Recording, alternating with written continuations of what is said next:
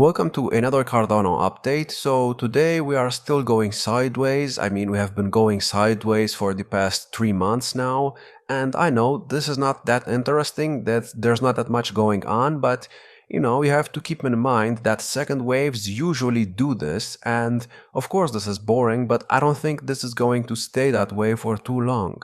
Now, of course, like I said many times in my previous videos, Bitcoin dominance still has not topped, and if it does not top in October, then it's going to be very likely that we top in December. And if that's the case, then there is a chance that we continue this second wave move down until like December or so, and then we start the third wave move up at the end of December. Now, of course, we do not have to do the exact same thing as we did in the previous cycle. And if you actually check out what happened in the previous cycle, yes, the altcoin season did happen in December. It did start at the end of December of the halving year. But that does not mean that we did not get a pump after the second wave moved down. If you see what happened over here in the previous cycle, after we had a 1-2 setup, so after we had this 1-2 setup, we pretty much went sideways for about, let's say, 2 months or so after we bottomed here. And then we started going up and we broke above the first wave high right here. And then we went up for a bit. As you can see, we did break the high right here, like I said, but we did not really do anything. We only did something when the year started. And what do you know? When we got this move right here, this is when the altcoin season actually happened in the previous cycle. And also, what's funny is that this boring move that happened in the previous cycle right here happened during the exact same time period as this cycle. This second wave move down started in July. Our second wave move down started in like March or so. And it ended right here in September. And then Cardano did absolutely nothing for a few more weeks, or actually 2 months. And then we started going up. And of course, this second wave move down was not as impulsive and it was not as boring as the second wave move down we got now. But I think that's mainly because we actually had a 1-2 setup before this 1-2 setup right here. And in this 1-2 setup, this 1-2 setup right here looks way similar to the 1-2 setup that we have right now, which is this right here, rather than this right here. I believe the price would have continued going up right here after bottoming, but we got the pandemic and we had to pretty much restart the whole setup, so that's why we had this pump right here, and that's why we did not actually continue pumping over here. So yeah, I think this set us back, but I don't think it set us back that much. Of course, in my opinion, the price would have gone to maybe the 2.618 or the 3.618 in the previous cycle.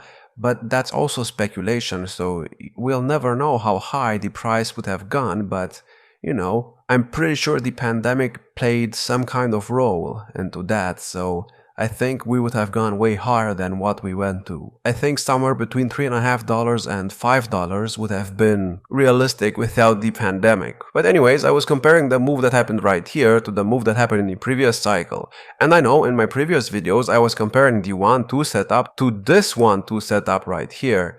And while I still believe we are in this 1-2 setup, I also believe that we are in this 1-2 setup as well. So it's hard to explain what I'm trying to say. But this 1-2 setup right here that happened before this whole 1-2 setup started in October, or actually December of 2018, which was not a halving year. And this 1-2 setup that we got in this cycle also did not start in a halving year, but it did not start 2 years before the halving, it started 1 year before the halving. So while I'm comparing this move to this move, I still believe we are at this point in the cycle. And an altcoin season is about to happen, I just don't know when, and it could be November, it could be October, it could be even December, or maybe even January. But at some point we have to get it, If you look at the Bitcoin dominance chart, it's still going up, so it shows no signs that it has topped, and we could easily get to 60%, maybe even a bit above it. Nobody says that we have to stay below it, If we stayed below it in the previous cycle, that does not mean that we have to stay below the 618 in this cycle as well. We could always break above it and maybe we'll go to like 63% or so. Nobody knows when Bitcoin dominance will top, to be honest with you, and yeah, it could go way higher than everyone is expecting it to. But like I said, at some point we will need a correction on the Bitcoin dominance chart, and this needs to happen this cycle. And in my opinion, it needs to happen in 2025, so it will most likely start in 2024, maybe by December of 2024, and then it will continue into 2025, and it will most likely last like 3 or 4 months, maybe 5 months. And then after we do this, we'll start going up slowly, and when Bitcoin dominance will go up right here, that will most likely be a bear market, and things will just repeat again and again and again. Now let me go on the 4-hour chart for a second, because I still need to talk about the Elliot wave count.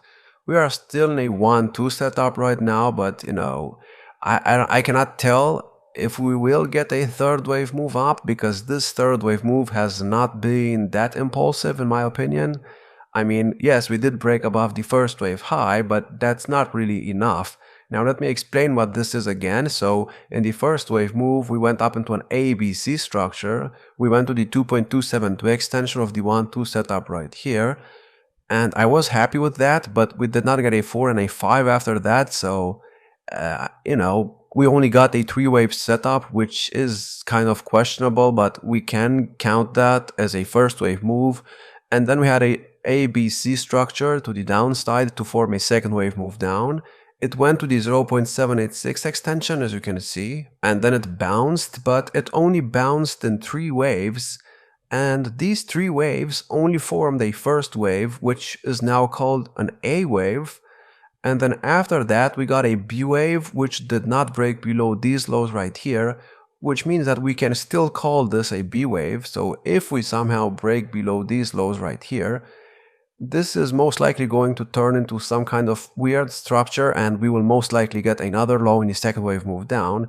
I mean, of course, if we do break below these lows right here, you could say that this is an overextended B wave, but I don't really trust that right now. We should, in my opinion, if we want to stay bullish, get a C wave right now, and that C wave needs to get to at least 52.7 cents, which is the 200% extension of this 1-2 setup.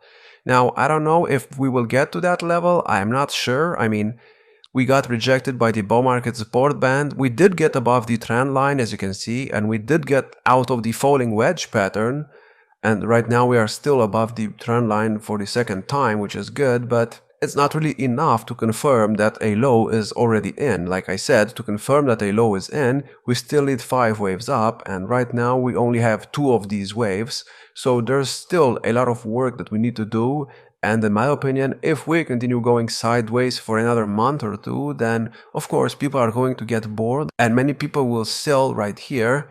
But in my opinion, we will still get a third wave, and if you sell right now, if you bought, for example, up here, which of course it's your fault after all, I mean, nobody told you to buy the top, but if you bought over there and you have been waiting for the price to go up, I think at some point we will go up, probably in the next 2 or 3 months, and people that bought here, of course, will finally be in profit, but don't forget, we are still down quite a lot from the all-time high, so we still need to get some kind of bounce, because, there are some people that bought over here, and, if you are one of these people, I mean, that's also your fault. You bought the FOMO wave. I mean, that's not really a good thing to do.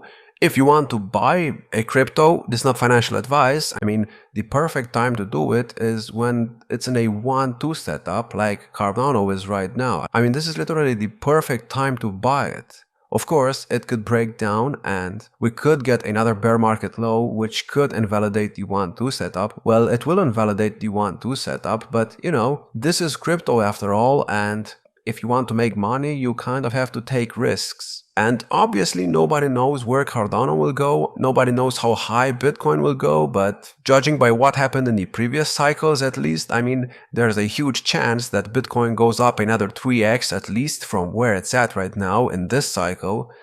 And if that happens, then Cardano is very likely going to get to like $5 to maybe even $6 or $7 in this cycle. So right now we are right here in the cycle, and of course history, like I said, does not have to repeat itself, but if it does repeat itself, then we could be in for some massive gains next year. Anyways, that's all I have for you. I hope you enjoyed. Check out our YouTube memberships and our Patreon if you want access to all of our charts and if you want some bonus content as well. Like, subscribe, and I will see you in the next video.